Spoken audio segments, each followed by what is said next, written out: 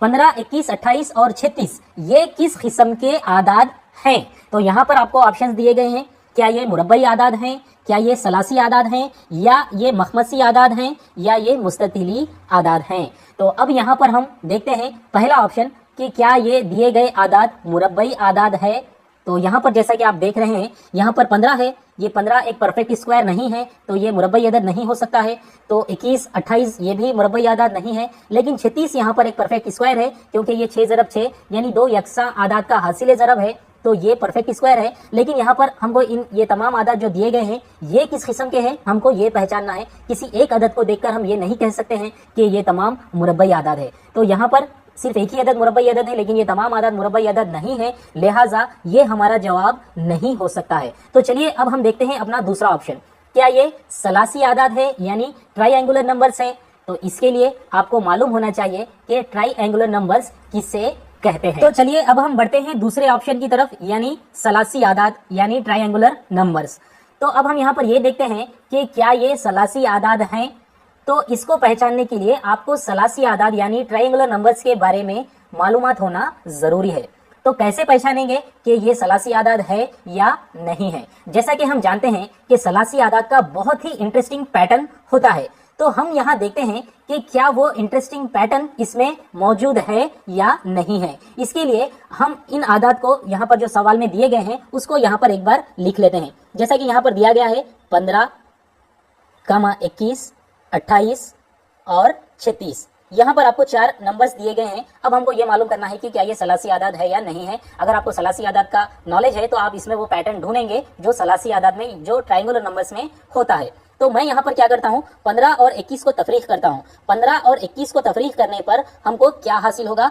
हमको 6 हासिल होगा। उसी तरह हम यहाँ पर 21 और 28 को भी तफरीक करते हैं तो यहाँ पर हमको 7 हासिल होगा। उसके बाद हम 28 और 36 को भी तफरीक करते हैं तो हमको यहाँ पर 8 हासिल होता है। तो देखिए दोस्तों, यहाँ पर आपको एक इंटरेस्टिंग पैटर्न निकल कर आया है। यहाँ पर दो आदाद का फर्क जो है, दो मुतस्सिला आदाद का यहाँ पर फर्क जो है, यहाँ पर एक एक बढ़ रहा है। यानी पहला अगर 6 है तो उसके बाद का फर्क क्या है? 7 है। उसके बाद का फर्क क्या है? 8 है। तो उसके बाद का फर्क क्या होगा? जैसा कि यहाँ पर हम पैटर्न पर गौर करने से मालूम हो रहा है कि उसके बाद का फर्क क्या होगा? वो 9 होगा। और इस लिहाज से इस सीरीज का अगला नंबर क्या होगा? अगर हम 36 में 9 जमा करते हैं तो हमको 45 हासिल होगा। खैर, हमको यहाँ पर ये देखना नहीं है। अब हमको तो यहाँ पर ये देखना है कि क्या ये सलासी आदाद है या नहीं है। सलासी आदाद में इसी तरह का पैटर्न होता है, उनके अंदर जो फर्क होता है वो एक एक इंक्रीज होता हुआ जाता है। लेकिन इतना देखना काफी नहीं है, ऐसा फर्क आपको दूसरे नंबर में भी नजर आ सकता है। तो यहाँ पर सलासी आदाद की एक और खासियत होती है कि वो दो कंसेक्यूटिव नंबर्स के हासिल ज़रब का निस्फ होते हैं। यानी कि दो मुतस्सिला आदाद के हासिल ज़रब को हम 2 से तकसीम करते हैं यानी उसका निस्फ करते हैं तो हमको वो सलासी अदद हासिल होता है। तो यहाँ पर भी देखिए, यहाँ पर दो कंसेक्यूटिव नंबर से दो लगातार या दो मुतस्सिला नंबर है, आदाद है, 6 है और 7 है। अब मैं 6 और 7 को ज़रब देता हूँ और उसको आधा करता हूँ। तो उसके लिए मैं यहाँ पर क्या करता हूँ, 6 और 7 को ज़रब देता हूँ और उसका निस्फ करता हूँ यानी उसको 2 से तकसीम करता हूँ। तो ये 2 एकम 2, 2 तिया 6। तो इस तरह मुझे क्या हासिल होता है? 7 तिया 21। तो इस तरह मुझे 21 हासिल हो रहा है, जो कि सलासी आदाद की एक पहचान है। वो दो कंसेक्यूटिव नंबर्स के हासिल ज़रब का निस्फ भी होता है। तो यहाँ पर एक और भी चेक कर लेते हैं। अब यहाँ पर 7 और 8 के हासिल ज़रब को देखते हैं और उसका निस्फ कर लेते हैं। अब हम यहाँ पर ज़बानी करते हैं। 7 और 8 का हासिल ज़रब क्या होता है? 7 8 56। 56 का आधा क्या होता है? 28। तो यहाँ पर भी हमको ये बात मालूम हो रही है कि ये दो कंसेक्यूटिव नंबर्स के हासिल ज़रब का निस्फ क्या है? 28 है। तो ये भी एक ट्रायंगुलर नंबर की पहचान है। उसी तरह हम 8 और 9 का भी देख लेते हैं। चलिए 8 और 9 को ज़रब दे लेते हैं और उसको निस्फ कर लेते हैं। तो ये 2 एकम 2 और ये 2 चौक 8, इस तरह 4 9 36। तो इस तरह हमको एक नंबर जो यहाँ पर पैटर्न में दिया गया है, जो सीरीज में यहाँ पर दिया गया है, वो नंबर हमको हासिल हो रहा है। तो ये भी इस ट्रायंगुलर नंबर की पहचान है कि वो दो कंसेक्यूटिव नंबर्स के हासिल ज़रब का निस्फ होता है। तो यहाँ पर भी दो मुतस्सिला आदाद के हासिल ज़रब का निस्फ है, जो हमको 36 हासिल हो रहा है। यहाँ पर भी इसी तरह, यहाँ पर 9 और अगर हम 10 को ज़रब देते हैं तो हमको 9 10 90 हासिल होता है। अगला आपको 10 होगा फर्क इनमें। तो 9 और 10 को अगर हम ज़रब देते हैं हमको 90 हासिल होगा। 90 का हम आधा करते हैं तो हमको फिर 45 हासिल होगा। तो ये जो एक इंटरेस्टिंग पैटर्न होता है वो सिर्फ सलासी आदाद में या ट्रायंगुलर नंबर्स में होता है। तो अब हम यहाँ पर कह सकते हैं कि यहाँ पर जो दिए गए आदाद 15 21 28 36 जो है वो सलासी आदाद है यानी ट्रायंगुलर नंबर्स है। तो अब हमको यहाँ पर बाकी के ऑप्शंस देखने की जरूरत नहीं है। लेकिन दोस्तों फिर भी यहाँ पर जो मखमसी आदाद है यानी पेंटागोनल नंबर्स जो होते हैं उसके बारे में और ये मुस्ततिली आदाद जो होते हैं उसके बारे में हम एक अलग सेशन रखकर उसके ऊपर एक मखसूस सेशन रखकर इंशाल्लाह हम वीडियोस बनाते जाएंगे। वैसे तो आज हमारा महाटेट पर ये पहला वीडियो है, तो यहाँ पर इस वीडियो में मैंने आपको जो मवाद यहाँ पर मैं पेश कर रहा हूँ, अगर वो मवाद आपको अच्छा लगे तो जरूर कमेंट कर मुझे बतलाइए। तो दोस्तों यहाँ पर हमने पहला सवाल हल किया है। अब यहाँ पर सवाल इसी तरीके का नहीं आ सकता है। हाँ, आपको सलासी आदाद या ट्रायंगुलर नंबर्स के ऊपर सवाल पूछे जा सकते हैं, लेकिन सवाल की नोयत थोड़ी सी बदल सकती है। आपको ऐसे भी पूछा जा सकता है कि 15, 21, 28 और 36 के इस सीरीज के आगे आने वाला नंबर क्या हो सकता है। तो अगर आप इस सीरीज पर गौर करेंगे, इसके पैटर्न पर आप गौर करेंगे, इसको पहचानेंगे तो आप आगे का नंबर पहचान सकते हैं। या फिर आपको इम्तिहान में सवाल यूं भी आ सकता है कि 100वां ट्रायंगुलर नंबर क्या है, तो वो भी आपको मालूम करना पड़ेगा। तो मैं यहाँ पर आपको सरसरी बता देता हूँ कि ट्रायंगुलर नंबर्स का जो फार्मूला होता है वो n इंटू n+1/2 होता है। तो इस फार्मूले की मदद से हम अगर हमको ये पूछा गया है कि 100वां ट्रायंगुलर नंबर मालूम कीजिए, तो ये Tn मसावी ये उसका फार्मूला होता है। तो इस तरह से हम 100 टर्म भी मालूम कर सकते हैं। इस फार्मूले में हम 100 दर्ज करते हुए हम 100वां सलासी अदद भी मालूम कर सकते हैं। तो इसके अलावा और भी कई सवाल बन सकते हैं, जैसा कि आपको 91 दिया जा सकता है। 91 देकर आपको ये पूछा जा सकता है कि ये कौन सा अदद है, क्या ये मुरब्बई अदद है, क्या ये सलासी अदद है, क्या ये मखमसी अदद है, क्या ये मुस्ततिली अदद है। तो आपको ये भी मालूम होना चाहिए कि अगर ये अदद दिया गया है तो इसको किस तरह मालूम करेंगे कि ये एक ट्रायंगुलर नंबर है या नहीं है। तो ये तमाम चीजों को हम यहाँ पर एक सवाल हल करने के दौरान नहीं देख सकते हैं। हम ट्रायंगुलर नंबर के ऊपर एक अलग से सेशन रखेंगे और उस पर किस किस्म के सवाल बन सकते हैं, उन सवालात को, उन मॉडल क्वेश्चंस को लेंगे और आपके सामने एक वीडियो बनाकर इंशाल्लाह पेश करेंगे। तो चलिए दोस्तों, अब बढ़ते हैं अपने अगले सवाल की तरफ। तो दोस्तों दूसरा सवाल कुछ इस तरीके से है कि दी गई शक्ल के मुताबिक मुकाबनुमा की हर सतह पर P से U तक के हुरूफ लिखे गए हैं। इस तरह S के मुकाबिल की सतह पर कौन सा हुर्फ आएगा, ये आपको मालूम करना है। तो सवाल में ये कह रहा है कि एक मुकाबनुमा है, जैसा कि उसकी 6 सतह होती है, अतराफ से 4 होती है, ऊपर और नीचे एक एक होती है, जुमला 6 सतह होती है। उन 6 सतहों पर P से लेके U तक P, Q, R, S, T, U तक हुरूफ लिखे गए हैं। तो आपको मालूम क्या करना है कि S के मुकाबिल उसके पीछे वाले रुख पर कौन सा लेटर आएगा वो मालूम करना है। तो उसको मालूम करने के लिए यहाँ पर मुख्तलिफ पहलुओं से आपको इमेजेस बतलाए गए हैं। तो आपको क्या मालूम करना है, उसके एस के मुकाबिल के रुख पर, उसके पीछे के रुख पर कौन सा लेटर आएगा। तो यहाँ पर जिन पहलुओं से यहाँ पर आपको इमेजेस दिए गए हैं, इन पहलुओं से आपको सिर्फ 3 लेटर्स नजर आएंगे। तो अलग अलग पहलू यहाँ पर बताए गए हैं। तो यहाँ वाले पहलू से आपको Q, R और T नजर आ रहा है, लेकिन उसके पीछे के लेटर्स आपको नजर नहीं आ रहे हैं। और यहाँ पर भी आपको कुछ 3 लेटर्स दिए गए हैं और यहाँ पर भी, तो यहाँ पर सिर्फ 3 हमको नजर आ रहे हैं क्योंकि ये नीचे है, तो इसलिए नीचे का हमको नजर नहीं आ रहा है। और यहाँ पर जो S है, S के पीछे का जो लेटर है वो हमको नजर नहीं आ रहा है, लेकिन वो हमको मालूम करना है। तो इसको मालूम करने के लिए बहुत ही आसान तरीका है। तो इस तरीके के जो सवालात होते हैं मुकाबनुमा पर, 5 यानी डाइस पर जो सवालात होते हैं, उसको भी हम एक अगर अलग सेशन में देखेंगे तो हर केस में किस तरीके से हम सवालात को हल करते हैं उसको आसानी से एक वीडियो में, एक सेशन में देख पाएंगे। तो लिहाजा मैं यहाँ पर आपको सरसरी बताऊंगा, तफसील से आपको डाइस और क्यूब या क्यूबाइट पर जो सवालात होते हैं उसको एक अलग सेशन में इंशाल्लाह हम आगे देखेंगे। तो चलिए, इसको हल करने का एक खास तरीका होता है। यहाँ पर जो आपको क्यूबाइट जो दिए गए हैं, उन पर जो लेटर्स दिए गए हैं, उनमें आपको पहचानना क्या है, उनमें जो कॉमन लेटर है आपको वो ढूंढना है किसी 2 मुकाबनुमा में। तो यहाँ पर पहला है और ये दूसरा है, इन दोनों में T कॉमन है। यहाँ पर देखिए T लेटर कॉमन है, तो आपको वो पहले तो वो T यानी जो कॉमन लेटर है वो आपको पहचानना है। तो यहाँ पर T कॉमन है, इसलिए मैं यहाँ पर लिख देता हूँ T। उसके बाद आपको एक खास तरतीब में रिमेनिंग 2 लेटर्स आजू बाजू यहाँ पर लिख देना है। तो हमको एक खास तरतीब में, मतलब या तो वो क्लॉकवाइज होना चाहिए या फिर एंटी क्लॉकवाइज होना चाहिए। तो मैं यहाँ पर क्लॉकवाइज तरतीब में लिखता हूँ। तो ये T है, T के बाद अगर हम क्लॉकवाइज जाते हैं तो यहाँ पर हमको R मिलता है, तो मैं यहाँ पर लिख दूंगा R। अगर हम फिर क्लॉकवाइज आगे बढ़ते हैं तो हमको क्या मिलेगा, Q, तो मैं यहाँ पर लिख दूंगा Q। अब देखिए, अब हम दूसरे मुकाबनुमा की तरफ बढ़ते हैं। तो यहाँ पर हमको वही लेटर ढूंढना है जो कॉमन है दोनों में। तो यहाँ पर दोनों में कॉमन क्या है, T है, तो लिहाजा मैं यहाँ पर लिख दूंगा T। उसके बाद मुझे खास तरतीब में आगे बढ़ के बाकी के 2 लेटर्स लिखना है। वो कौन सी तरतीब में मैं जा रहा था, वो तरतीब है क्लॉकवाइज। तो मैं यहाँ पर देखूंगा कि क्लॉकवाइज मुझे कौन सा लेटर आगे आने वाला है। तो मुझे Q हासिल हो रहा है, तो मैं यहाँ पर लिखूंगा Q। उसके बाद अगर मैं दोबारा क्लॉकवाइज आगे आऊंगा तो मुझे उसके बाद आएगा एस, तो मैं यहाँ पर लिखूंगा एस। तो अब हमारा यहाँ पर जवाब हमको मिल जाएगा। तो इसके लिए मैं यहाँ पर क्या करूंगा, किस लेटर के सामने कौन सा लेटर है वो देखते हुए मैं पहचान लूंगा कि आर के मुकाबिल में जो लेटर होगा वो क्यू होगा और क्यू के मुकाबिल में जो लेटर होगा वो एस होगा। ये टी और टी वाले को आप स्किप कर दीजिए, लेकिन यहाँ पर थोड़ा सा आप अकल भी लड़ाइए। यहाँ पर आप इमेजेस में देखिए, यहाँ पर हम इस हमारी ट्रिक के इस तरीके के मुताबिक हम ये देख रहे हैं कि आर के मुकाबिल में क्यू होगा। तो यहाँ पर देखिए, यहाँ पर जो तस्वीर यहाँ पर दी गई थी उसमें आर के मुकाबिल में क्यू नहीं है बल्कि आर के एडजेसेंट में, आर के बाजू में क्यू है। तो ये हमारा हल करना गलत है।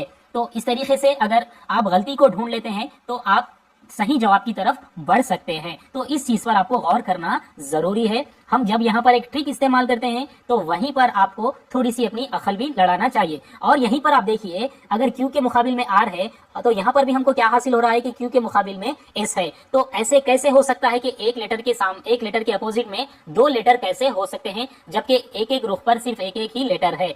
तो यहाँ पर ये भी हमारा गलत है। और अगर हम यहाँ पर इमेज पर भी गौर करते हैं तो यहाँ पर देखिए, इसके एडजेसेंट में, इसके बाजू में क्यू है, लेकिन हमारा यहाँ तरीके से हमको ये मालूम हो रहा है कि इसके मुकाबिल में क्यू है। तो अगर ऐसा हो रहा है, हमारा ये जवाब इस इमेज से इस इमेज के ऐन मुताबिक नहीं है, तो हमारा ये इन दोनों के लेटर्स को इस तरतीब में लिखना हमारा गलत हो सकता है। तो ऐसी सूरत में हम क्या करेंगे, पहले क्यूबाइट का तीसरे क्यूबाइट के साथ हम क्या करेंगे, लेटर्स को तरतीब में लिखेंगे। तो मैं यहाँ पर क्या करता हूँ, हमारा पहला और दूसरे क्यूबाइट के लेटर्स को तरतीब में लिखना गलत हो रहा है। तो अब हम क्या करते हैं, पहले और तीसरे के लेटर्स को तरतीब में लिखते हैं। तो यहाँ पर भी एक बात गौर करिए, जैसा कि हमको सवाल में क्या मालूम करना है कि एस के मुकाबिल का लेटर हमको मालूम करना है। जब हम इन तीनों को तरतीब में लिखेंगे और इन तीनों को तरतीब में लिखेंगे तो यहाँ पर तो एस है ही नहीं, तो हमको इन दोनों को तरतीब में लिखना हमारा जाय हो जाएगा, हमारा वक्त जाय हो जाएगा। लिहाजा हम इन दोनों को भी तरतीब में नहीं लिखेंगे। इन दोनों को तरतीब में लिखने से तो गलत आ रहा है और इन दोनों को तरतीब में लिखने से हमारा टाइम जाय हो रहा है, क्योंकि इन दोनों में एस है ही नहीं, तो हम एस के बारे में नहीं मालूम कर सकते हैं। तो अब पहले को छोड़ दीजिए, अब हम इन दोनों के लेटर्स को तरतीब में लिखते हुए देखते हैं कि हमको एस के मुकाबिल में क्या आएगा। जैसा कि यहाँ पर एस है, तो मतलब हम यहाँ पर जब तरतीब में लिखेंगे तो हमको एस मिलेगा। अब हम यहाँ पर इनको तरतीब में लिखने के लिए हमको करना क्या होगा, इन दोनों में क्या कॉमन लेटर है या नहीं है वो देखना होगा। तो यहाँ पर टी कॉमन है और यहाँ पर भी टी कॉमन है, तो मैं यहाँ पर टी कॉमन को पहले लिख लेता हूँ। तो यहाँ इन दोनों के लेटर्स को तरतीब में लिख रहे हैं, तो मैं यहाँ पर लिखूंगा, यहीं पर लिखूंगा टी।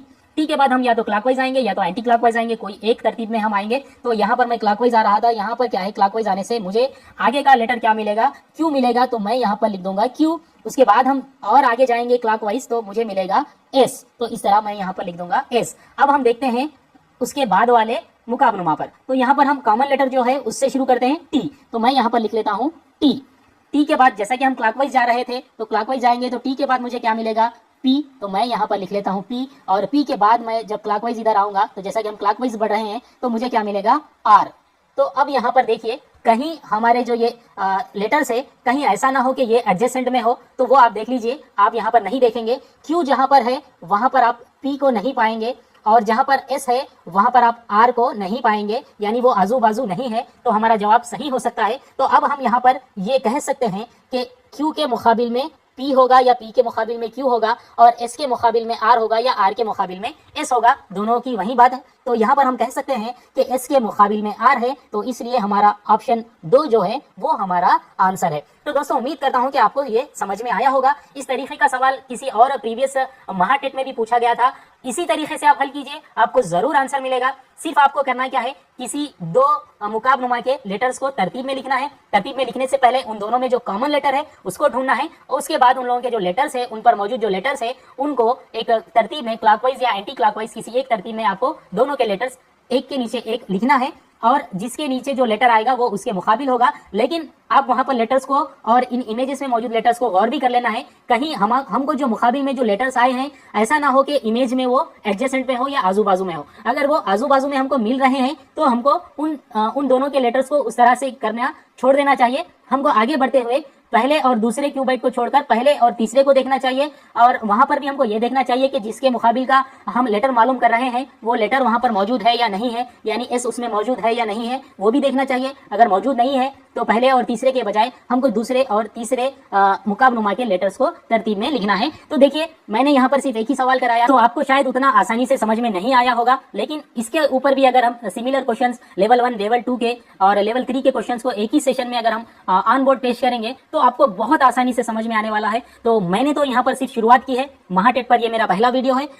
जैसे मुझे इस वीडियो से जो रिस्पांस आएगा उस रिस्पांस के मुताबिक मैं आगे के वीडियो बनाने के बारे में डिसाइड करूंगा। तो आप जितना हो सके उतना इस वीडियो पर अपने कमेंट्स दीजिए, लाइक दीजिए, साथ ही साथ इस वीडियो को शेयर भी करिए। मैं इंशाल्लाह अलग अलग टॉपिक पर जो महाटेट में खासतौर पे पैटर्न पर भी आपको सवाल पूछे जा सकते हैं, ये एक रीजनिंग टाइप का है, ज़हनी आजमाइश है, तो ज़हनी आजमाइश पर भी जो आपको सवाल पूछे जाते हैं उसमें आपको इस तरीके के सवाल बार बार कई टेट में पूछे गए हैं। तो आपको माजी के पेपर्स भी उठाकर आप देख लीजिए, इस तरीके के सवाल पूछे गए हैं। तो उन तमाम सवाल को एकजा करते हुए किसी एक मखसूस टॉपिक को उसका एक खास सेशन बनाते हुए मैं आपके सामने इंशाल्लाह पेश करूंगा। तो चलिए अब हम बढ़ते हैं तीसरे सवाल की तरफ। तो दोस्तों तीसरा सवाल है कि दायमी मसावियत जाहिर करने वाला दुरुस्त मुतबादिल कौन सा है। तो यहाँ पर आपको कुछ मसावातें दी गई है, इसमें परमानेंटली जो इक्वल है आपको वो मालूम करना है। तो इन चारों में आपको 3 ऐसे मसावातें मिलेंगे जिसमें LHS और RHS मसावी नहीं है, यानी वो दुरुस्त नहीं है, जबकि एक ऐसा है जो दुरुस्त है, तो वो आपको दुरुस्त मुतबादिल इसमें से ढूंढना है। तो चलिए सबसे पहले ऑप्शन से हम शुरू करते हैं। तो पहला ऑप्शन है, यहाँ पर देखिए x plus 1/x whole square is equal to, यहाँ पर उसके बाजू में जो दिया गया है उसको गौर करते हैं। तो यहाँ पर जो फार्मूला बनता है a plus b whole square वाला फार्मूला बनता है, जो हम अपने स्कूल में बहुत बार यूज करते हैं। तो इसको आप हल करने के बजाय आप इसको सिर्फ नजरों से देख सकते हैं कि ये जो है इसको अगर हम a मानकर चले, क्योंकि यहाँ पर थोड़ा सा आगे पीछे किया गया है। अगर आप इसको 1/x प्लस x अगर इस तरह से लिखते हैं और इसको होल स्क्वायर लिखते हैं तो आपको क्या आएगा, 1/x स्क्वायर आएगा और ये x स्क्वायर आएगा, यानी a square plus b square plus 2ab, यानी 2 इंटू 1/x इंटू x, यानी 2ab। तो इस तरह x कैंसिल हो जाएगा, तो आपको क्या हासिल होगा, 1/x square plus x square plus 2 हासिल होगा। x तो कैंसिल हो गया है, लेकिन यहाँ 2 नहीं है बल्कि 2x है, तो ये ऑप्शन गलत है।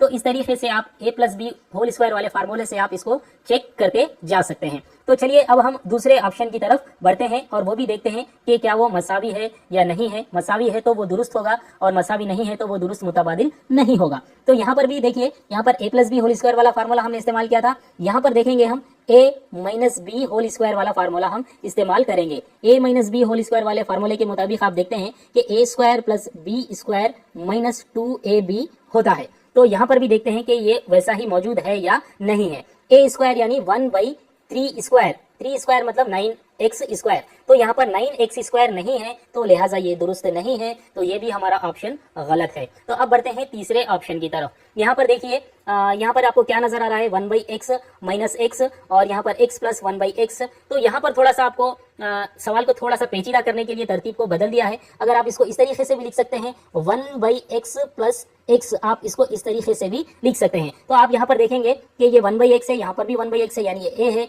और ये x है, यहाँ पर भी x है यानी ये b है। तो a माइनस b और ये क्या है, a प्लस b वाला फार्मूला है, जो यहाँ पर भी देखिए a square minus b square है। तो a square minus b square किसके मसावी होता है, a माइनस b और a प्लस b के मसावी होता है। तो ये दुरुस्त मुतबादिल है जो हमको यहाँ पर नजर आ रहा है। तो इस लिहाज से आप कह सकते हैं कि इसका सही जवाब क्या है, वो 3 है। अगर आपको अभी भी समझ में नहीं आ रहा है तो आप क्या कर सकते हैं, इसको a square minus b square को आप किस तरीके से लिख सकते हैं, इसको देखिए, ये 1/x square minus x square को आप किस तरीके से लिख सकते हैं, इसको हम लिख सकते हैं a माइनस बी और a प्लस बी लिख सकते हैं, a minus b into a plus b. तो इसको हम a मान लेते हैं, तो ये 1/x और ये क्या होगा, x हो जाएगा। तो इसको हम इस तरीके से लिख सकते हैं, तो ये होगा a माइनस बी। अब हम लिखते हैं a प्लस बी, तो हमारे पास a क्या है, 1/x है, तो हम यहाँ 1/x लिखते हैं और यहाँ पर अब अलामत क्या आएगी, प्लस की आएगी, उसके बाद b यानी दूसरा टर्म क्या है, वो x है, तो हम यहाँ पर x लिख लेते हैं। तो ये देखिए, पहला यहाँ पर वही है और दूसरा भी यहाँ पर वही है, सिर्फ तरतीब अलग है और अलामतें सेम है। तो इस लिहाज से हम ये देखते हैं कि ये दोनों दायमी मसावियत को जाहिर करने वाला दुरुस्त मुतबादिल है, लिहाजा हमारा जवाब क्या है, ऑप्शन 3 है। तो इस तरीके से अब हमको चौथा ऑप्शन देखने की जरूरत नहीं है। तो चलिए अब हम बढ़ते हैं चौथे सवाल की तरफ। तो चौथा सवाल है कि कुल रकम में से ए के पास 0.6 गुना है और बी के पास 2/5 गुना रकम है।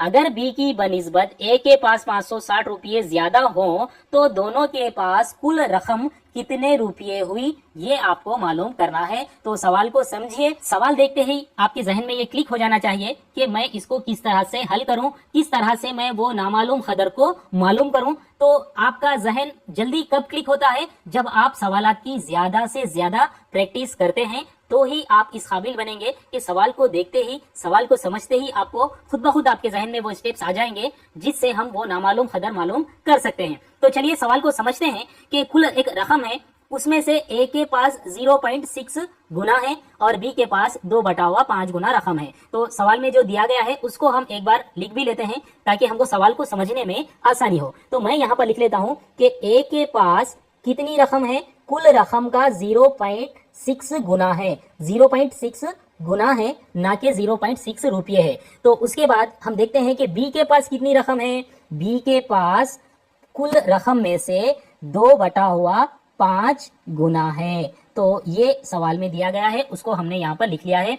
और सवाल में ये बताया जा रहा है, एक क्लू आपको दिया जा रहा है कि अगर बी की बनिस्बत ए के पास 560 रुपये ज्यादा हो, ए के पास क्या है 560 रुपये ज्यादा हो, तो दोनों के पास कुल रकम कितने रुपये हुई, ये हमको कुल रकम मालूम करना है। तो हम उसको फर्ज कर लेते हैं कि कुल रकम क्या है, वो x है, उसको हम x फर्ज कर लेते हैं। तो आइए दोस्तों, यहाँ पर मैंने जो ये लिखा था उसको एक बार मैं यहाँ पर हटा देता हूँ यहाँ से, ताकि मुझे लिखने में आसानी हो। तो अब देखिए, यहाँ पर एक अशारिया में है और एक क्या है, कसर में है। या तो आप किसी एक को अशारिया में रखिए, या तो आप दोनों को अशारिया में रखिए, या दोनों को कसर में रखिए। तो मैं यहाँ पर क्या करता हूँ, 0.6 को भी क्या करता हूँ, कसर में लिख लेता हूँ। तो इसको कसर में लिखने का तरीका क्या है, यहाँ पर एक अशारिया, इसलिए हम इसको 10 लिख सकते हैं। तो ये अशारिया उड़ गया है, तो यहाँ पर क्या रह गया 6, 2 तिया 6 और 2 पंजे 10। इस तरह मैं इसको 3/5 गुना लिख सकता हूँ। और बी के पास जो रकम है उसको मैं यहाँ पर क्या लिख सकता हूँ,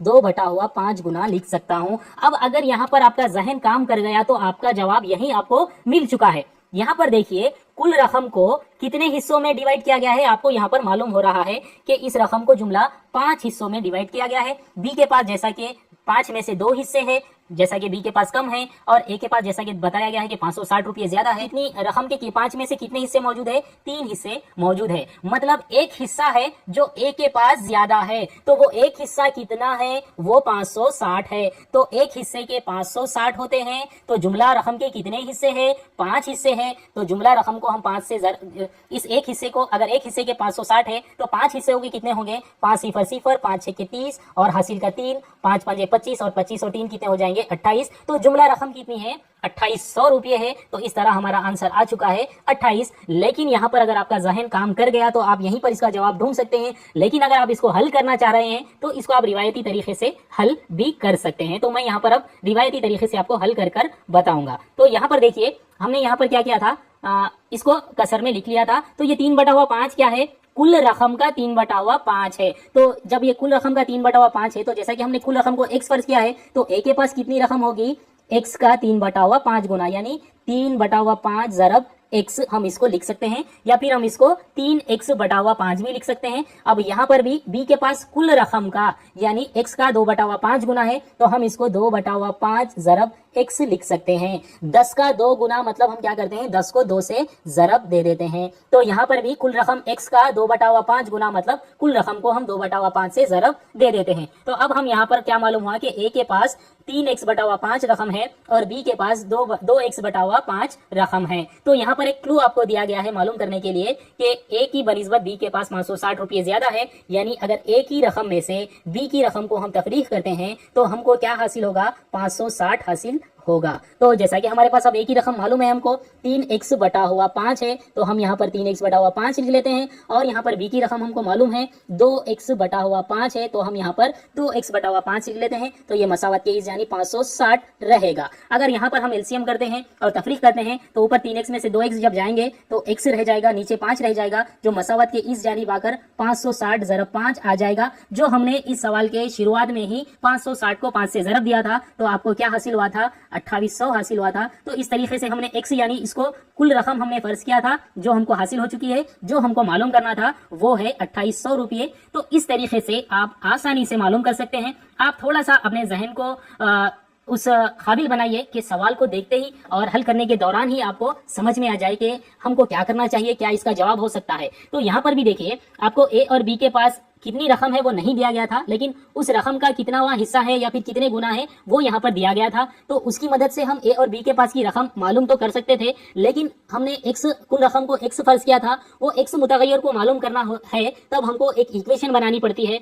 तो वो इक्वेशन हम उस सवाल में दिए गए क्लू से हम इक्वेशन बना सकते हैं। जब इक्वेशन बन जाती है तो हमको आसानी से जो मुतगय्यर हमने फर्ज किया है उसको आसानी से मालूम कर सकते हैं। सवाल है 4 सही 3/4 दर्जन आमों की कीमत 2280 रुपये है, तो 9 आमों की कीमत कितने रुपये होगी। इस तरीके के सवालात का साबिका हमको डेली लाइफ में भी पड़ता है, तो हम उसको बहुत आसानी से हल कर लेते हैं। तो इस सवाल को भी हम आसानी से हल कर सकते हैं। तो हमको यहाँ पर क्या करना पड़ेगा, हमको यहाँ पर दिया गया है कि 4 दर्जन पे और पौन दर्जन यानी 4.25 दर्जन आमों की कीमत 2280 रुपये दी गई है। तो 9 आमों की कीमत मालूम करने के लिए हम 1 आम की कीमत पहले मालूम करेंगे, उसके बाद 9 आम की कीमत हम मालूम करेंगे। इसी तरीके को हम रियाजी में यूनिटरी मेथड कहते हैं। तो यूनिटरी मेथड में होता क्या है, हमको वैसे तो यहाँ पर 9 आमों की कीमत मालूम करना है, लेकिन हम यहाँ पर क्या करते हैं, 9 आमों की कीमत के बजाय फी आम की कीमत पहले मालूम करते हैं, पर यूनिट की कीमत पहले मालूम करते हैं। उसके बाद हमको जो जितने रिक्वायर्ड है यानी 9 आमों की कीमत हम बाद में मालूम करते हैं। तो इसी तरीके को रियाजी में यूनिटरी मेथड कहा जाता है। तो इस तरीके से हम इसको भी हल करेंगे। तो यहाँ पर दिया क्या गया है, दर्जन में दिया गया है और यहाँ पर उतने दर्जन आमों की कीमत दी गई है। अगर आमों की कीमत को आमों की तादाद से हम तकसीम करते हैं तो हमको 1 आम की कीमत मालूम हो जाएगी। वो कैसे, अगर 2 आम की कीमत 10 रुपये है तो 1 आम की कीमत कितनी होगी, तो आप क्या करते हैं 10 को 2 से तकसीम कर देते हैं, यानी कीमत को तादाद से तकसीम कर देते हैं। उसी तरह यहाँ पर भी कीमत को आप तादाद से तकसीम कर देंगे, लेकिन यहाँ पर तादाद जो दी गई है वो मुरक्कब कसर में दी गई है, उसको हम दर्जन में दी गई है, उसको हम क्या करेंगे नॉर्मल तादाद में हम पहले जाहिर कर लेंगे। तो यहाँ पर क्या दिया गया है, 4 सही 3/4 दर्जन दिया गया है। इसको हम दर्जन से हटा देंगे। तो जैसा कि 1 दर्जन में 12 होता है तो हम यहाँ पर क्या करेंगे, इसको 12 से ज़रब दे देंगे। जैसा कि 2 दर्जन में कितने मौज होते हैं, तो हम क्या कहते हैं 2 को 12 से ज़रब देते हैं, तो इस तरह 12 दूनी 24, तो 2 दर्जन में मौज होते हैं, हम इस तरह से कह सकते हैं, यानी हमको 12 से ज़रब देना पड़ेगा। तो यहाँ पर भी 4 सही 3/4 दर्जन में कितने आम होते हैं वो मालूम करने के लिए आपको 1 दर्जन में जितने आम होते हैं यानी 12 होते हैं उससे ज़रब देना पड़ेगा।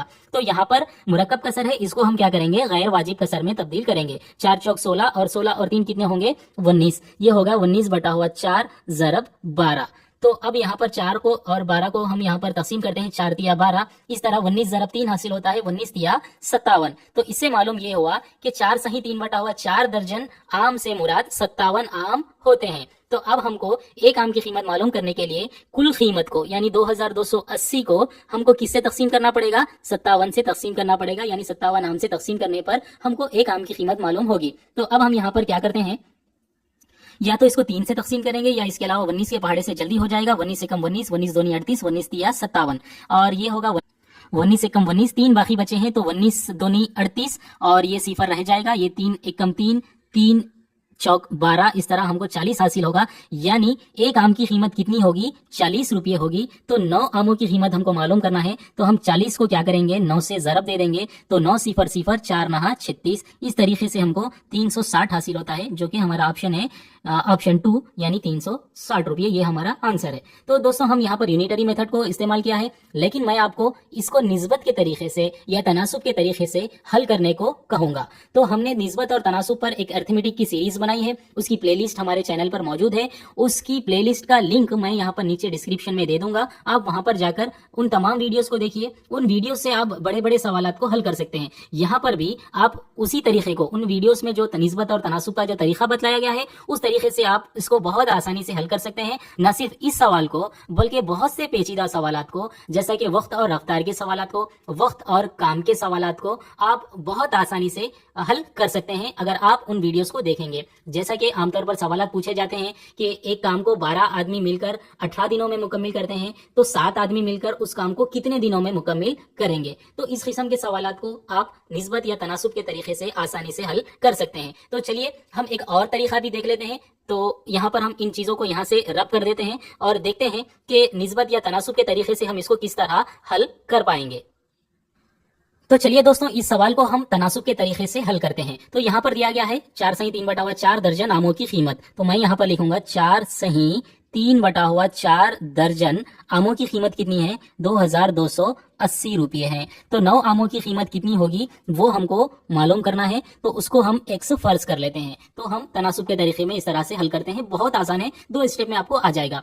लेकिन तनासुब या निस्बत में जो मिकदारें होती है वो यकसा इकाइयों में होनी चाहिए। यहाँ पर ये दर्जन में है, लेकिन यहाँ पर ये आम तादाद में है। तो इसको हम या तो दर्जन में, इसको तो भी दर्जन में बदल लेंगे, या हम इसको आम तादाद में जाहिर करेंगे। तो जैसा कि हमने 4 सही 3/4 को जब दर्जन से निकालकर हम कुल तादाद में देखे थे, तब हमको कितना आया था, 57 आया था। तो हम इसको किस तरह से लिख सकते हैं, 57 आमों की कीमत कितनी है, 2280 रुपये है। तो 9 आमों की कीमत कितनी होगी, तो उसको हम x फर्ज कर लेते हैं। अब आपको यहाँ पर करना क्या है, यहाँ पर सिर्फ आपको तनासुब पहचानना है कि यहाँ पर जो 2 मिकदारें हैं वो कौन से तनासुब में हैं। तो तनासुब पहचानने के लिए आप देखिए, अगर हम आमों की तादाद को बढ़ाते हैं तो यहाँ पर ये मिकदार क्या हो जाएगी, कीमत भी क्या हो जाएगी और बढ़ जाएगी। यानी 57 आम की कीमत अगर 2200 रुपये है तो 100 आमों की कीमत क्या होगी और बढ़ जाएगी। अगर हम यहाँ पर आमों की तादाद को कम करते हैं, अगर हम यहाँ पर 10 आम की कीमत देखते हैं तो वो क्या होगी और कम हो जाएगी। तो इससे मतलब ये हुआ कि अगर इसको हम कम करते हैं तो ये कीमत भी कम हो जाएगी, अगर ये आमों की तादाद को बढ़ाते हैं तो कीमत भी बढ़ जाएगी। ये बढ़ने से ये बढ़ेगी या ये घटने से ये भी घटेगी। तो जब मिकदारों में इस तरीके का रिश्ता होता है तो उसको हम कहते हैं कि वो रास्त तनासुब में है, डायरेक्टली प्रोपोर्शनेट है। तो जब मिकदारें डायरेक्टली प्रोपोर्शनेट होती है तो हम वहां पर क्रॉस मल्टीप्लाई करते हैं। तो यहाँ पर भी हम क्रॉस मल्टीप्लाई करेंगे। 57 ज़रब x क्या होता है, 57 x होता है, मसावी है। तो ये 2280 को हम 9 से ज़रब देंगे, ये 2280 ज़रब 9। तो अब हम यहाँ पर क्या करेंगे, 57 को मसावत की जानिब ला लेंगे, या यहीं से भी आप तकसीम कर सकते हैं। तो मैं यहाँ पर इसको क्या करूंगा, 3 से तकसीम करूंगा, या 19 से हम इसको तकसीम करेंगे। 19 या 57, और यहाँ पर हमने देखा था 19 से कम 19, और यहाँ पर 19 दूनी 38, और ये सिफर रह जाएगा। फिर यहाँ पर 3 है, ये 3 एकम 3, और ये 3 चौक 12, और ये सिफर। तो इस तरह 9 और 40 रह जाएगा। 40 ज़रब 9 क्या होता है, यहाँ पर क्या रह जाएगा, x। 40 ज़रब 9 क्या होगा, अभी हमने देखा था 40 ज़रब 9 क्या आया है, हमको 360 आया है। तो इस तरीके से हमको वही जवाब हासिल हुआ है, ऑप्शन 2 यानी 360। तो दोस्तों, आपको कौन सा तरीका पसंद आया, आप उस तरीके से हल करिए। ये तरीका बहुत आसान है। आप इस पर हमारी प्लेलिस्ट में जो अरिथमेटिक की सीरीज दी गई है उसका लिंक भी डिस्क्रिप्शन में दिया गया है, आप वहां पर जाइए। ऐसे बहुत सारे सवालात को हम आसानी से हल करेंगे। आप पहले निस्बत तनासुब किसे कहते हैं उसको बुनियाद से देखिए, बुनियाद के बाद हमने उसको बहुत एडवांस लेवल तक आपको पेचीदा सवालात भी लास्ट में पेश किए हैं। तो चलिए दोस्तों, अब बढ़ते हैं अपने दूसरे सवाल की तरफ। तो चलिए दोस्तों, अब देखते हैं अगला सवाल। 4 साल कबल सुमित और राजू की मजमूई उम्र 31 साल थी। अगर सुमित राजू से 3 साल छोटा हो तो 5 साल बाद राजू की उम्र कितने साल होगी। तो दोस्तों, इस तरीके के सवालात को जब आप पढ़ते हैं तो शायद हो सकता है कि यहाँ पर थोड़ा सा सवाल को पेचीदा किया गया है, वो देखकर आप थोड़ा सा घबरा जाएंगे। लेकिन यह सवाल इंतहाई आसान है, बहुत आसानी से आप इसको हल करेंगे अगर आप इस सवाल को समझते हैं। तो सवाल को समझिए। 4 साल कबल सुमित और राजू की उम्र, सुमित और राजू की मजमूई उम्र यानी सुमित और राजू की उम्रों का जमा कितना था, 31 साल था। कब था, 4 साल पहले था।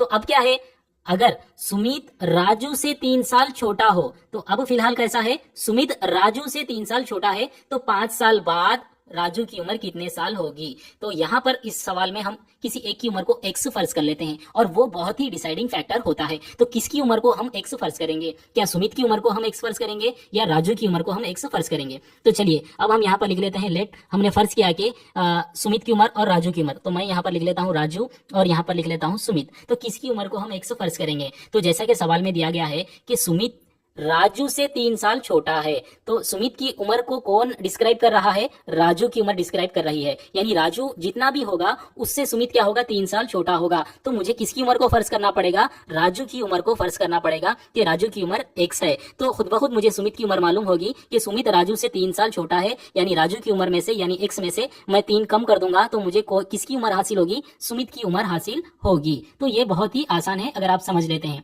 तो ये तो फिलहाल की उम्र है, लेकिन यहाँ पर सवाल में एक क्लू भी दिया गया है। अब आपको यहाँ पर इक्वेशन बनाना है, क्योंकि आपने तो एक्स फर्ज कर लिया है, तो एक्स की कदर हमको कब मालूम होगी, जब हमारे पास कोई इक्वेशन होगी। तो हमको इक्वेशन बनाने के लिए यहाँ पर क्लू दिया गया है। क्या क्लू दिया गया है कि सुमित और राजू की उम्रों का मजमुआ कितना है, 31 साल है। लेकिन कब है, 4 साल पहले है। अगर ये 4 साल पहले नहीं देता, सिवाय इतना देता कि सुमित और राजू की मजमुई उम्र 31 साल है, तो हम इन दोनों की उम्रों को जमा करके मसावी है 31 लिख देते। लेकिन यहाँ पर 4 साल कब्ल की बात हो रही है, तो अब हमको क्या मालूम करना पड़ेगा, राजू और सुमित की 4 साल कब्ल की उम्र मालूम करना पड़ेगा। 4 साल कब्ल इनकी उम्र क्या होगी, हम यहाँ पर लिख लेते हैं। अब उनकी उम्र x साल है, 4 साल पहले उनकी उम्र क्या होगी, x में से हम 4 को निकाल देते हैं। तो हमको राजू की मौजूदा उम्र जो x है, वो 4 साल पहले उसकी उम्र कितनी थी, x - 4 साल थी। अब उसी तरह सुमित की 4 साल पहले की उम्र हम मालूम करेंगे। सुमित की मौजूदा उम्र कितनी है, x - 3 है। तो 4 साल पहले उसकी उम्र कितनी होगी, x - 3 में से भी हम 4 को कम कर लेते हैं, तो हमको 4 साल पहले की उम्र हासिल होगी,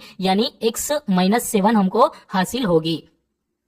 तो अब हमको यहाँ पर राजू की 4 साल पहले की उम्र हमको मालूम हुई है, और यहाँ पर हमको सुमित की भी 4 साल पहले की उम्र हमको यहाँ पर मालूम हुई है। तो अब हमको यहाँ पर एक क्लू दिया गया है कि 4 साल कब्ल इनकी उम्रों का जमा कितना था, 31 साल था। तो ये उम्र और ये उम्र, 4 साल पहले की उम्र राजू और सुमित की, दोनों को जमा करते हैं और उसको मसावी है 31 लिखते हैं, तो हमको इक्वेशन बन जाएगी। तो जैसा कि सवाल में दिया गया है कि राजू की उम्र और सुमित की उम्र का मजमुआ कितना है, 31 साल है। तो यहाँ पर राजू की उम्र x - 4 और सुमित की उम्र x - 7, ये कब की उम्र है, 4 साल पहले की उम्र है, और इनका मजमुआ कितना है, 31 साल है। इनका मजमुआ यानी इनका जमा। तो अब हमको आसानी से x मालूम हो जाएगा। तो यहाँ पर हम क्या करते हैं, x - 4 जमा, ब्रैकेट को खोलते हैं, तो x - 7 मसावी है 31 हासिल होगा। ये x और ये x, 2x हासिल होगा। 7 - 4 ये दोनों माइनस में है, तो हमको -11 हासिल होगा, और ये 31 रह जाएगा। ये 2x मसावी है 31 - 11 इधर आकर +11 हो जाएगा, और 31 में जब हम 11 को जमा करते हैं तब हमको कितना हासिल होगा, हमको 42 हासिल होगा। तो इस तरह इस यानी 2x रह जाएगा, और 31 और 11 कितना हो जाएगा, 42 हो जाएगा। तो इस तरह 2 एकम 2, 2 दूनी 4, और ये 2 एकम 2, x मसावी है, हमको कितना हासिल हुआ, 21 हासिल हुआ है। तो x क्या है, राजू की फिलहाल की उम्र है, यानी 21 साल। तो अब हम सवाल की तरफ बढ़ते हैं और देखते हैं कि सवाल में क्या पूछ रहा है। सवाल में पूछ रहा है कि 5 साल बाद राजू की उम्र कितने साल होगी। तो 5 साल बाद से मुराद आपको जमा करना पड़ेगा या तफरीक करना पड़ेगा। कब्ल की उम्र यानी पहले की उम्र पूछा गया था, तो हमने तफरीक किया है। बाद की उम्र जब हमको पूछना है, बताना है, तो हमको क्या करना पड़ेगा, इसमें 5 जमा करना पड़ेगा। यानी सपोज ये फर्ज कर लीजिए कि आपकी उम्र फिलहाल 21 है, तो 5 साल बाद आपकी उम्र कितनी होगी, तो आप आसानी से कहेंगे कि आपकी उम्र 26 साल होगी। तो उसी तरह अब आप कह सकते हैं कि 5 साल बाद राजू की उम्र 26 साल होगी। तो इसलिए हमारा आंसर हुआ 26, यानी ऑप्शन 4। उम्मीद करता हूं कि आपको आसानी से समझ आया होगा। तो दोस्तों अगला सवाल है दर्जे झेल में से मुनासिब जोड़ी कौन सी है। तो यहाँ पर आपको 4 जोड़ियां दी गई है, आपको इसमें से पहचानना है कि कौन सी जोड़ी मुनासिब है। तो पहली जोड़ी है 15/19। क्या 15/19 को हम कसर में 75/4 कह सकते हैं। तो अगर ये दोनों मसावी है तो ये जोड़ी बराबर सही होगी, वरना गलत होगी। तो हमको मुनासिब जोड़ी या सही जोड़ी हमको पहचानना है। तो बी है 25.5। तो क्या हम 25.5 को 25,550/100 कह सकते हैं। तो देखेंगे हम इसको भी, इन सबको 4 ऑप्शंस को भी हम अब पढ़ने के बजाय अभी से चेक कर लेते हैं। तो 15/19, क्या 15/19 को 75/4 कह सकते हैं। तो तकसीम करके हम देख लेते हैं, ये है 75/4। तो अब हम इसको क्या करेंगे, 4 के पहाड़े से तकसीम करेंगे, 4 एकम 4, और यहाँ पर भी 4 एकम 4। तो अब रह गए कितने, 3। तो यहाँ पर कितने हो जाएंगे, 35 हो जाएंगे। तो 4 8 32, तो फिर से 3 रह चुके हैं, तो अशारिया लगाकर सिफर लगा लेते हैं, तो 30 हो जाएगा। तो हम 4 के पहाड़े से तकसीम करते हैं, 4 6 24, 4 7 28, फिर उसके बाद 2 बच जाएंगे, अशारिया है, सिफर लगा लेते हैं, तो 4 पंजे 20 हो जाएगा। तो 75/4 का मतलब ये है कि 18.75।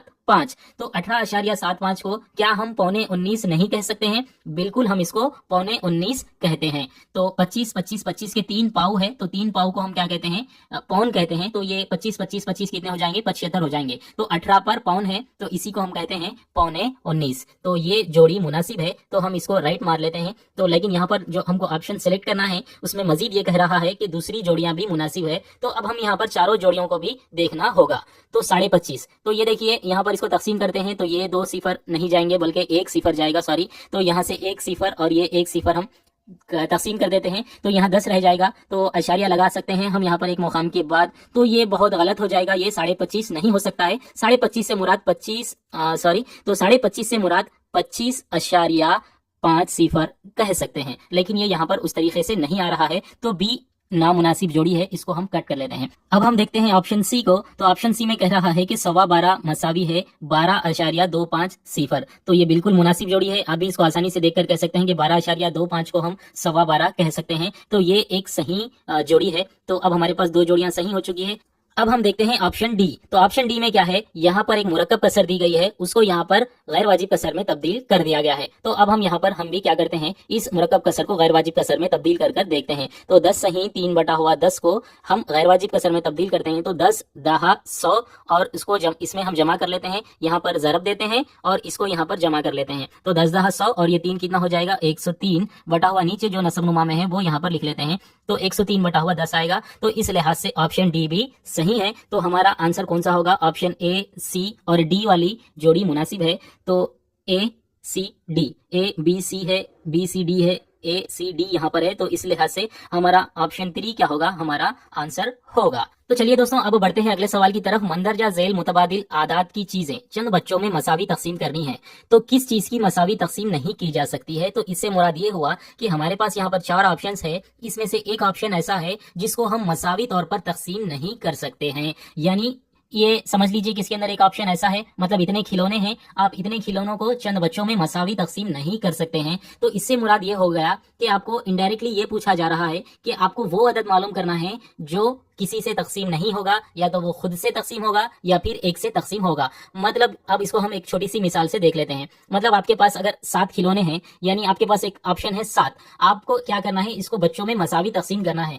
तो क्या आप इसको मसावी तौर पर तकसीम कर पाएंगे? अगर आप इसको 3 बच्चों में देंगे तो 2 2 2 और आपके पास 1 बच जाएगा। अगर आप इसको 2 बच्चों में देंगे तो 3 3 फिर आपके पास 1 बच जाएगा। या तो आपको 7 के साथ किसी एक बच्चे में देना पड़ेगा, या तो फिर एक एक तकसीम करना पड़ेगा। तो ये यहाँ पर ये नहीं पूछा जा रहा है, आपको यहाँ पर ये देखना है कि कौन सा अदद मुफर्रिद है और कौन सी अदद मुफर्रिद नहीं है। तो आपको यहाँ पर उस अदद की पहचान करना है जो मुफर्रिद है, जो किसी और से तकसीम नहीं होता है सिवाय खुद के और या फिर एक के। मतलब आपको प्राइम नंबर यहाँ पर पहचानना है। यानी प्राइम नंबर्स को हम क्या कर सकते हैं, मसावी हिस्सों में तकसीम नहीं कर सकते हैं। तो देखिए, अब हम यहाँ पर ढूंढते हैं तो बहुत आसानी से हमको यहाँ पर देखने से मालूम हो रहा है कि ये 3 से काबिल तकसीम है। मतलब अगर वो एक और खुद के अलावा किसी और से तकसीम हो रहा है तो वो प्राइम नंबर नहीं है, वो मुफर्रिद अदद नहीं है। तो ये 3 से अगर तकसीम हो गया, मतलब हम इसके 3 मसावी हिस्सों में बच्चों में तकसीम कर सकते हैं, लेकिन हमको वो मालूम करना है जिसको हम मसावी हिस्सों में तकसीम नहीं कर सकते हैं। 3 से तकसीम कर देखते हैं इसको। ये है 2739, इसको 3 से तकसीम करते हैं। 2 से तो गुंजाइश ही नहीं है, क्योंकि आखिर में 9 है जो 2 की कसौटी पर खरा नहीं उतरता है। 3 9 27, 3 एकम 3, 3 3 9। इस तरीके से ये 3 से काबिले तकसीम है। तो ये हमारा ऑप्शन आंसर नहीं हो सकता है। हमको तकसीम जो नहीं हो सकता है वो पहचानना है। तो अब हम यहाँ पर ऑप्शन 3 की तरफ आते हैं। तो अब हमारे पास 3839 है। तो यहाँ पर सबसे अहम बात, हम इसको किससे तकसीम कर देखें वो बहुत अहम है। तो आपका जहन इस नंबर के फिगर्स को देखते हुए आपके जहन में ये खुद ब खुद आना चाहिए कि मैं इस अदद से तकसीम कर नहीं देखूंगा, बल्कि इस अदद से तकसीम कर देखूंगा। मैं भी ये यहाँ पर ये सोच रहा हूँ कि मैं इसको 2 से तो तकसीम करके नहीं देखूंगा, क्योंकि 2 से तो कोई गुंजाइश नहीं है। फिर भी 3 से मुझे गुंजाइश नजर आ रही है, तो मैं उस कसौटियों को नहीं देखूंगा, इनके हिस्सों को जमा नहीं करूंगा, क्योंकि टाइम ज्यादा जाय हो जाएगा। तो ये 3 एकम 3 और ये 3 दूनी 6 और इस तरह 2 बच गए हैं। ये 23 3 7 21 फिर 2 बच गए हैं। तो ये 3 के पहाड़े में 29 नहीं आता है। तो अब ये हमारा 3 से चेक करना गलत है। हम 3 से तो तकसीम नहीं होता है। 4 से कोई गुंजाइश नजर नहीं आ रही है, 5 से कोई गुंजाइश नहीं है, 6 से भी नहीं है, 7 से 7 7 49 हो सकता है अगर चेक कर लेते हैं, लेकिन फिर भी वो 7 से नजर नहीं आ रहा है। फिर भी आप चाहे तो देख सकते हैं 7 पंजे 35, इस तरीके से 3 बच चुका है, 7 चौक 28, इस तरीके से फिर 33 में से 28 जब जाते हैं तो 5 रह जाएंगे, ये 59 हो जाएगा जो 7 से काबिल तकसीम नहीं है। तो ये मुकम्मल अदद भी 7 से काबिल तकसीम नहीं है। 8 से कोई गुंजाइश नहीं है, 9 से फिर भी सोच सकते हैं। तो चलिए 9 से भी एक बार देख लेते हैं। तो 9 पंजे क्या होगा 35, तो यहाँ पर 5 ले लेते हैं और 3 बच चुका है, ये 33 हो गया है। फिर 9 के पहाड़े में 33 नहीं आता है, लेकिन 9 तिया 27 आएगा, तो 27 और यहाँ पर 3 यानी 6 रह जाएंगे, फिर 69 रहेगा जो 9 से तकसीम नहीं होता है। तो 9 से भी गुंजाइश नहीं है। 10 से आप अगर चेक करते हैं तो समझ लीजिए कि आपको अभी और भी मैथ सीखने की जरूरत है। 10 से क्योंकि काबिल तकसीम नहीं है, इसकी गुंजाइश ही नहीं है। आप 11 से चेक कर सकते हैं। तो ये 11 तिया 33 कितने रह गए हैं यहाँ पर, और यहाँ पर 5 रह गए हैं, तो ये 53 हो चुका है। तो 11 चौक 44, तो 53 से जब 44 हम निकाल देते हैं तो 9 बचते हैं, तो 9 9 ये क्या हो जाएगा, 9 9, तो 11 9 9 9, तो ये 11 से काबिल तकसीम है। मतलब हम इस चीज को, इतने चीजों को हम 11 बच्चों में 349 कर हम तकसीम कर सकते हैं। तो हमको हमको मालूम वो करना है जो तकसीम नहीं कर सकते हैं। तो ये तो तकसीम हो जाएगा, तो ये हमारा आंसर नहीं है। अब इसके बाद हम 4939 को हम अब डायरेक्टली क्या करेंगे, 11 से ही करेंगे। 3 से भी हो सकता है या नहीं हो सकता है वो बाद में, लेकिन यहाँ जैसा कि 11 दिख रहा है, तो हम यहाँ पर 11 से जब तकसीम करते हैं तो 11 चौक 44, फिर कितने रह चुके हैं यहाँ पर 5, और फिर ये 53 हो चुका है, फिर यहाँ पर वही आ रहा है। तो इस तरीके से हमको 4 9 हासिल होगा। इस तरीके से अब हमको मालूम ये हो चुका है कि ये भी काबिल तकसीम है, खुद के अलावा और एक के अलावा ये 11 से भी काबिल तकसीम है। मतलब इतनी चीजें हम बच्चों में मसावी तकसीम कर सकते हैं।